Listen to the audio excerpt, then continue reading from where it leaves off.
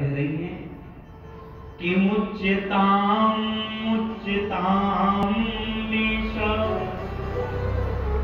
ब्राह्मणो नितजाम गुरु। मुच्यता छोड़ दो, इन्हें मत मारो, इन्हें मत मारो। क्यों? क्योंकि ये ब्राह्मण के पुत्र हैं, हमारे गुरु के पुत्र हैं। और पुत्र की वियोग का जो दुख होता है वो कैसा होता है, उसका अनुभव मैं कर रही हूं। अरे मेरे पुत्र मर गए तो क्या होगा, 5-5 पतियों का तो सहारा है, लेकिन इसकी माता का केवल एक लौता बेटा यही है, इसका कोई दूसरा सहारा नहीं है, इसलिए इसको छोड़ दो, इसको मत मारो। अर्जुन ने कहा देवी हमने तो प्रतिज्ञा कर रखी है कि तुमको, तुम्हारे पुत्रों को मारने वाले का मैं वध करूंगा, मेरी प्रतिज्ञा का क्या होगा, मैं तो उसे मारूंगा जरूर। और द्रौपदी कहती है कि ब्राह्मण है, इसको मत मारो, ये गुरु पुत्र है, और गुरु के पुत्र में गुरु का अंश होता है, गुरु के समान ही होता है, गुरु के समान ही आदर करना चाहिए गुरु पुत्र का, इसलिए मत मारो। अर्जुन ने भीम दादा से पूछ लिया, भीम दादा बताओ तुम्हें इसको मारना चाहिए कि नहीं मारना चाहिए। भीम दादा ने कहा इतने बड़े जघन्य अपराधी को छोड़ना पाप है मेरी दृष्टि से, तुम छोड़ दोगे तो मैं मार दूंगा, इसको छोड़ना मत। युधिष्ठिर जी से पूछा भैया मारना चाहिए कि नहीं। युधिष्ठिर जी तो धर्म के जानकार, बोले भैया जैसा धर्म में लिखा हो, शास्त्रों में लिखा हो वैसा ही करना, कोई अनर्थ मत कर देना, अधर्म मत कर देना, इतना ध्यान रखना। नकुल सहदेव भी कह रहे हैं मारो, भीम भी कह रहे हैं मारो, लेकिन द्रौपदी कह रही है मत मारो इसे, मत मारो इसे। उसी सभा में भगवान खड़े, अर्जुन ने भगवान से पूछा नाथ आप ही बता दो इसको मारे कि छोड़े, कहीं कुछ अनर्थ तो नहीं होगा। भगवान बोले मेरी बात मानोगे जो मैं बताऊंगा। बोले हाँ बिल्कुल। तो भगवान ने कहा सुनो कि ब्रह्म बंधुर्न हंतव्यो आतताई वधार्हण। ब्रह्म बंधुर्न हंतव्यो, ब्राह्मण कैसा भी क्यों ना हो, भगवान कह रहे हैं उसको मारना अपराध है, उसको कभी मारना नहीं चाहिए। लेकिन अर्जुन ब्राह्मण कैसा भी क्यों ना हो उसको मारना अपराध है, और बालकों की हत्या करने वाला कोई भी क्यों ना हो उसको छोड़ना अपराध है। ये ब्राह्मण है बिल्कुल मत मारना, और ध्यान रखना ये बाल हत्यारा है, बाल हत्यारे को बिल्कुल मत छोड़ना। भीम दादा ने सिर के ऊपर हाथ रख के कहा कन्हैया जे तुम सुलझा रहे हो कि और उलझा रहे हो। अरे मारना भी है छोड़ना भी है, मारना भी नहीं है छोड़ना भी नहीं है, आखिर क्या करना है। भगवान बोले भगवान बोले भीम दादा बुद्धि का प्रयोग बिल्कुल मत करो, बुद्धि का प्रयोग करने दो अर्जुन को। जो व्यक्ति पहलवान होते हैं ना शरीर से, वो थोड़ा सा बुद्धि से कमजोर होते हैं, बुद्धि थोड़ी कम चलती है। भगवान ने कहा कि तुम बुद्धि मत लगाओ, बुद्धि लगाने का काम अर्जुन का है। अर्जुन ने गीता सुनी है, और गीता में भगवान ने कहा है समाज में जिस व्यक्ति की प्रतिष्ठा हो ऐसे सामाजिक व्यक्ति का समाज से बहिष्कार कर देना ही उसके लिए मृत्यु दंड के बराबर होता है। एष ही ब्रह्म बंधोना बधो नान्योस्तुते का, यही ब्राह्मण का वध है कि उसको समाज से निष्कासित कर दिया जाए। इसके माथे पर एक बड़ी सुंदर सी मणि थी, उस मणि को निकाल दिया और निकाल करके महाराज भगवान अर्जुन ने छोड़ दिया, भगवान ने छुड़वा दिया। आज भी कहते हैं कि अश्वत्थामा मां नर्मदा के तट पर मां नर्मदा की परिक्रमा करता हुआ घूमता हुआ रहता है, जिसके माथे से महाराज रक्त की धार बहती रहती है। हजारों लाखों बिच्छुओं के डंक के बराबर जितना कष्ट होता है उतना कष्ट उसको होता है हमेशा, क्योंकि अमर है। अष्ट चिरंजीवियों में जो 8 चिरंजीवी हैं वो उसमें अश्वत्थामा है। कौन कौन है 8 जीवित? अश्वत्थामा बलिर्व्यासो, अश्वत्थामा बलि व्यास जी कि अश्वत्थामा बलिर्व्यासो हनुमानश्च भीषण। अश्वत्थामा बलि व्यास हनुमान जी महाराज, विभीषण, कृपा परशुरामश्च सप्तैते चिरजीवित, और 8वें मार्कंडेय जी वो भी जीवित हैं। और इन 8 अष्ट चिरंजीवियों का जो भी व्यक्ति नाम लेता है उसकी आयु बढ़ जाती है।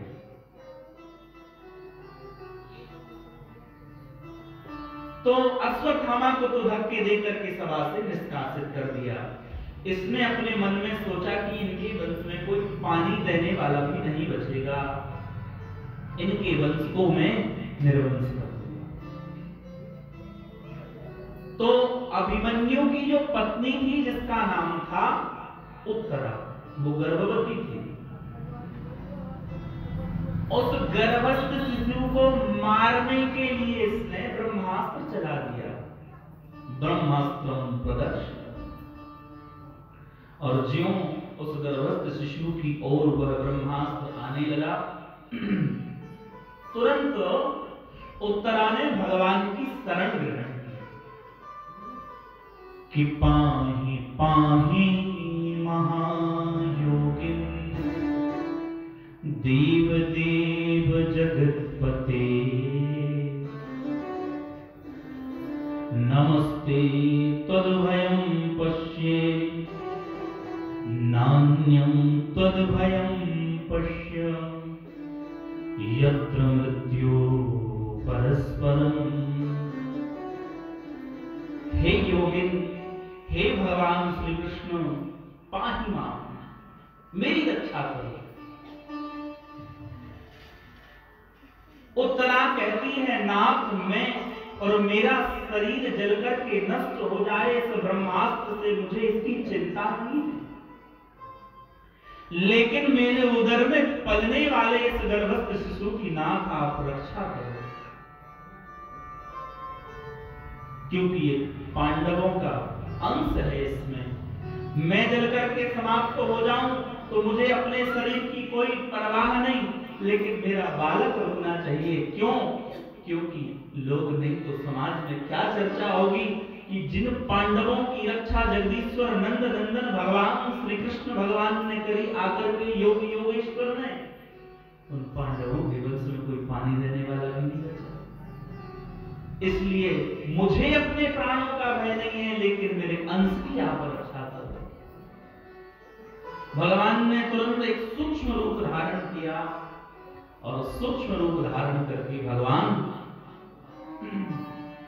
तुरंत उत्तरा मैया के गर्भ में प्रवेश कर गए और सूक्ष्माति सूक्ष्म रूप धारण करके भगवान ने अपने गदा को इस भांति से घुमाया गर्भ में और उस गर्भस्थ शिशु की रक्षा कर ली।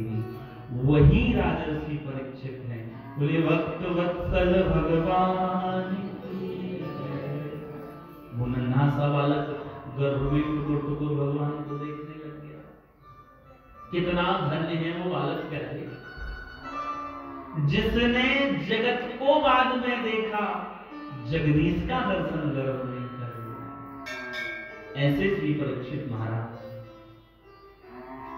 देखो, जैसे किसी भक्त की, जैसे किसी जीव की चालाकी भगवान के सामने नहीं चलती, ऐसी कभी कभी भगवान भी चालाकी करते हैं भक्तों से, तो भक्त उसको पहचान लेते हैं जो सच्चा भक्त होता है। बाहर से तो भगवान ऐसे मंत्र पढ़ रहे हैं मानो कोई जादू टोना कर रहे हैं और उससे इसको ठीक कर रहे हैं अपनी बहनों तरह को, लेकिन ये मैया तो पहचान गई, कुंती बुआ पहचान गई कि मेरे प्रपौत्र की रक्षा भगवान नंद नंदन ने आज कर दी है। प्रेम से श्री राम रक्षा कर ली, हाथ जोड़ लिए कुंती बुआ ने भगवान के सामने और प्रार्थना कर रही है कि नमस्ते पुरुषं त्वाद्य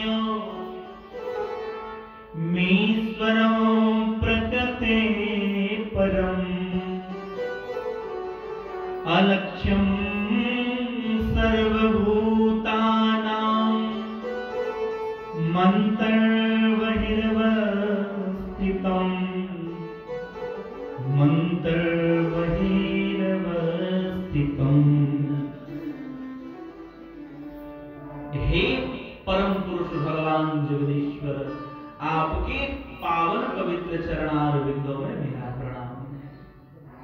हे प्रकृति पुरुष, अलक्ष्यम सर्वभूतानां अंतर्बहिर्वस्थितं, सर्वभूतानां समस्त जीवात्माओं के हृदय में विराजमान होने वाले नाथ, आपको मेरा नमस्कार है, आपको मेरा प्रणाम है। आप भगवान हैं। भगवान ने कहा बुआ, भगवान नहीं है हम। कौन है? अरे हम तो आपके भाई के बेटे हैं, जो भी छोटे वाले, तो मुझे भगवान कहते हो। कुंती बुआ ने कहा ना, जब भी मैं आपको पहचानने की कोशिश करती हूँ तब आप ये हमारे ऊपर माया का बंधन का पर्दा डाल देते हो और मैं फिर से भ्रमित हो जाती हूँ। लेकिन इस बार आपकी उस माया के चक्कर में पड़ने वाली नहीं। आज मैं पहचान गई कि आप ही जगदीश्वर, आप ही भगवान। नाथ, जब भी मेरे जीवन में विपत्ति आई है, उस विपत्ति के बाद में आपने हमारी रक्षा पल पल में की है। हमारी आपको मेरा प्रणाम है। भगवान ने कहा बुआ, जब तुमने हमें भगवान कह ही दिया है तो चलो हम भगवान हैं, और भगवान जब पास में आ जाए तो भगवान से कुछ मांगना चाहिए, भगवान से कुछ मांगना चाहिए।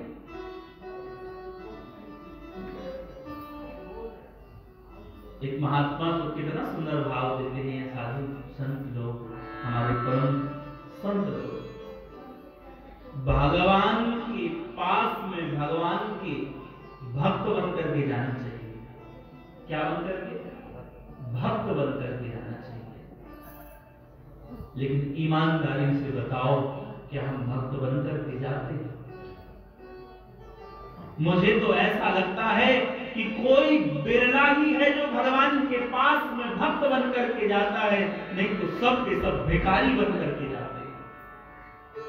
भगवान के पास खड़े हुए नहीं कि भगवान हमें ये दे दो, भगवान मेरा ये काम बना दो, 5 रुपए देकर के 50 करोड़ की संपत्ति मांगी। तो भगवान भिखारी को नहीं, भगवान को जो भक्त रहता है, जो भगवान को मांगने के लिए जाता है, भगवान उसे प्राप्त होते हैं। और जो भगवान के सच्चे भक्त होते हैं वो कहते हैं प्रभु हमें तुमसे कुछ नहीं चाहिए, आपसे कुछ नहीं चाहिए, हमें तो आप ही चाहिए। कि मैं अगर मांगू तुम्हें, मैं तुमसे यदि कुछ मांगता हूं, कि मैं अगर मांगू तुम्हें पर तुम न देना कुछ मुझे, वरना आश्रित नहीं, मरना आशिक नहीं, मजदूर हो जाऊंगा मैं। भक्ति के बदले यदि कुछ मांग लिया भगवान से तो ये तो मजदूरी हो गई ना, कि हमने आपकी भक्ति करी है और उस भक्ति के बदले आप मुझे ये दे दो, मुझे कुछ नहीं चाहिए। कुंती बुआ से जब भगवान ने बार बार कहा कि मांगो मुझसे, क्या मांगती हो, तो कुंती बुआ ने अपने साड़ी के पल्लू को फैला दिया और फैलाकर के भगवान से मांग रही है क्या कि विपदा संतु नासस्वतु तत्र तत्र जगद्गुरो भवतो दर्शनम यस्यात् अपुनर्भवदर्शनम्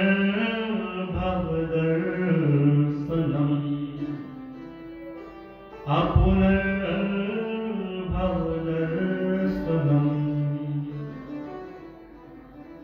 कुंती बुआ कहती है, नाथ, यदि वास्तव में आप मेरे ऊपर प्रसन्न हैं और उस दासी को कुछ देना चाहते हो तो विपदा संतु नस्तस्व,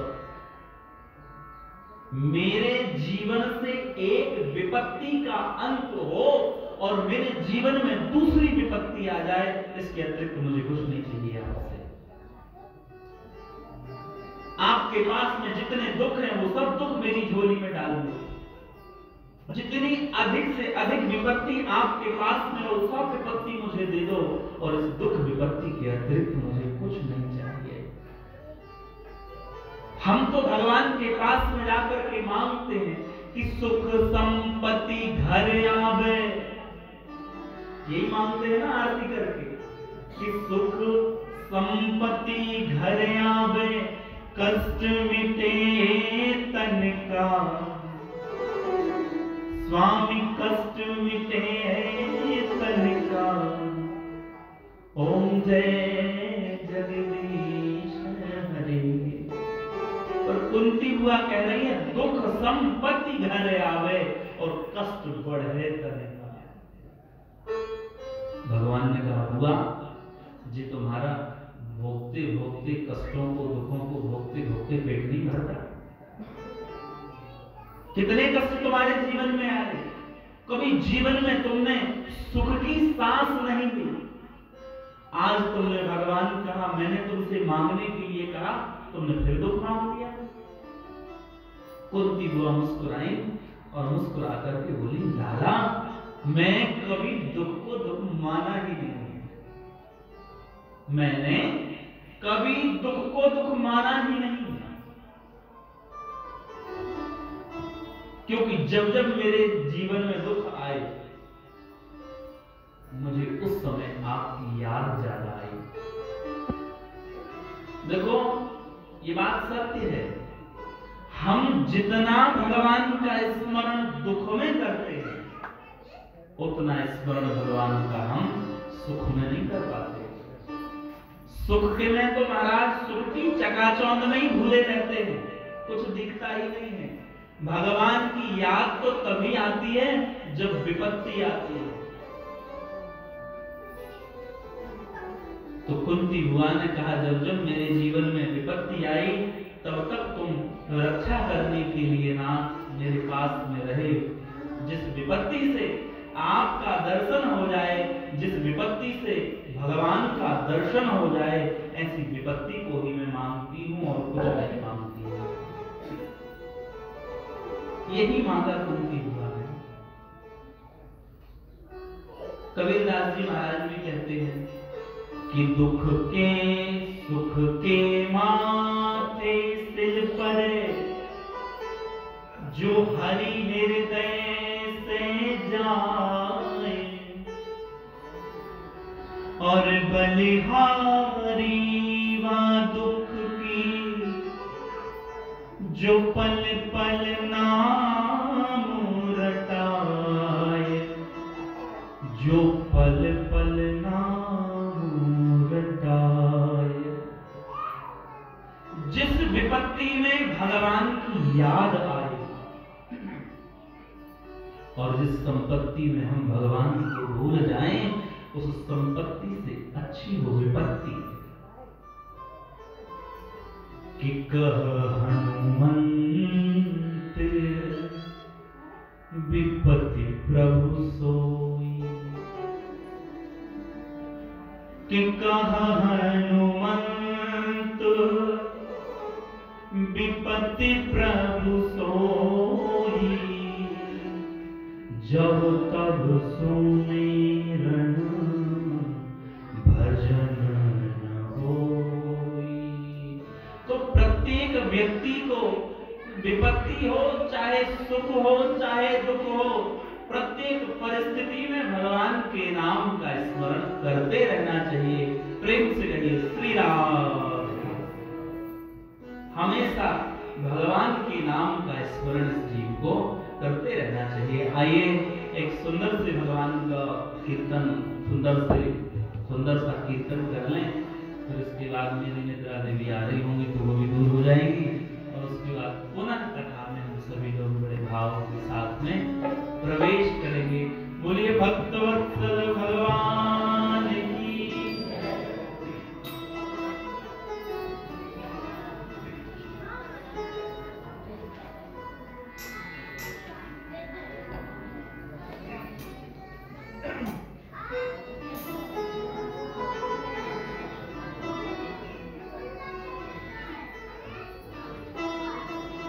ओ मैं तो जपूं सदा तेरा नाम, दयालु दया करो। सभी लोग बड़े भाव के साथ में ताली सेवा करते हुए और भजन गाएंगे।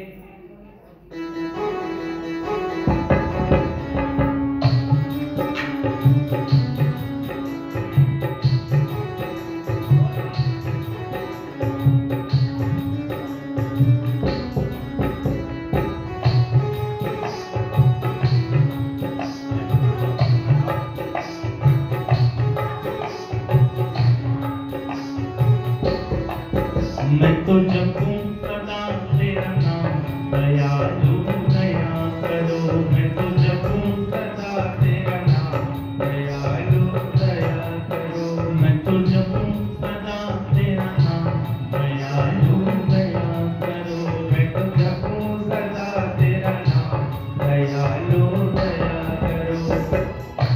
दयालु दया करो, कृपालु कृपा करो।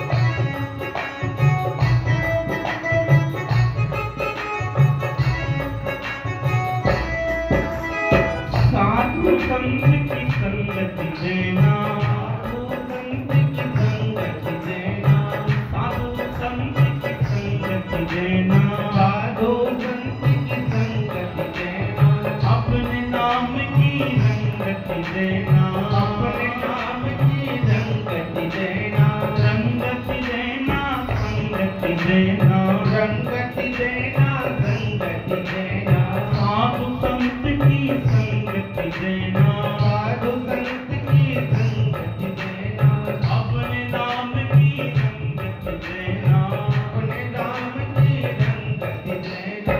दास रहो मुझ दास रहो, मुझ दास बना लो घनश्याम, दयालु दया करो, मुझ दास बना लो घनश्याम, दयालु दया करो, मुझ दास बना लो घनश्याम, दयालु दया करो, मुझ दास बना लो घनश्याम, दयालु दया करो, दयालु दया करो, कृपालु कृपा करो, दयालु दया करो, कृपालु कृपा करो, दयालु दया करो, कृपालु कृपा करो, दयालु दया करो, कृपालु कृपा करो। मुझ दास रहो, मुझ दास रहो, मुझ दास बना लो घनश्याम, दयालु दया करो, मुझ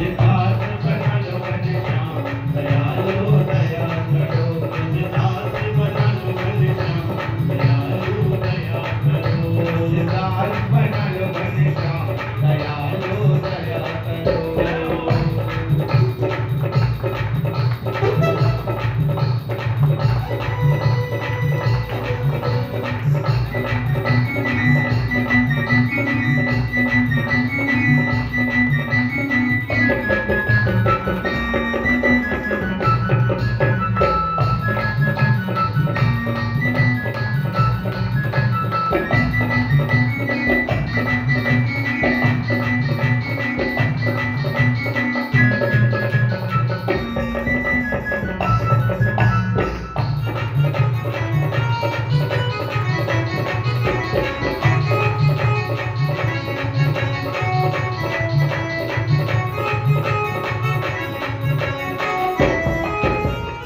मेरे मन की ज्योति जगा दो, मेरे मन की ज्योति जगा, ज्योति जगा दो, ज्योति जगा दो, ज्योति जगा दो, ज्योति जगा दो, मेरे मन की ज्योति जगा दो, मेरे मन की ज्योति जगा दो, मेरे मन की ज्योति जगा दो, मेरे मन की ज्योति जगा दो, मुझको अपना रूप दिखा दो, मुझको अपना रूप दिखा दो, रूप दिखा दो, रूप दिखा दो, रूप दिखा दो, रूप दिखा दो, पहुंचा दो, मुझे पहुंचा दो निज धाम, दयालु दया करो, मुझे पहुंचा दो निज धाम, दयालु दया करो, मुझे पहुंचा दो निज धाम, दयालु दया करो, मुझे पहुंचा दो निज धाम, दयालु दया करो, दयालु दया करो, कृपालु कृपा करो, दयालु दया करो, कृपालु कृपा करो, मुझे पहुंचा दो, मुझे पहुंचा दो, मुझे पहुंचा दो निज धाम, दयालु दया करो, मुझे पहुंचा दो निज धाम, दयालु दया करो, मैं तो जपूं सदा तेरा नाम, दयालु दया करो, मैं तो जपूं सदा तेरा नाम, दयालु दया करो, मैं तो जपूं सदा तेरा नाम, दयालु दया करो।